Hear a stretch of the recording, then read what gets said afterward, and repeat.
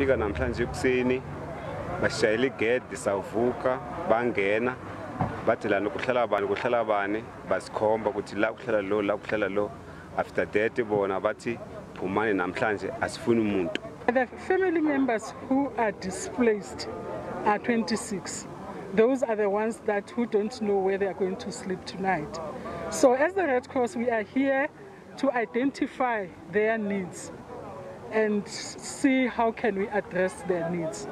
Esinye sezakhamuzi esiyingxenye yalombhikisho sichazele iSABC ngawo. People are angry out there. We've been watching and unfortunately the law is failing us and we decided to actually try and assist them.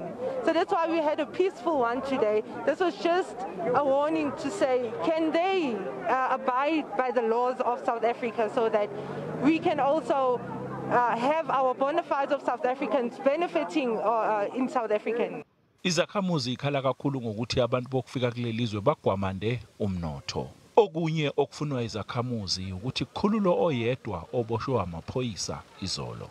Umholi we-Economic Freedom Fighters uJulius Malema uthumele umyalezo kulabantu ababhikishayo.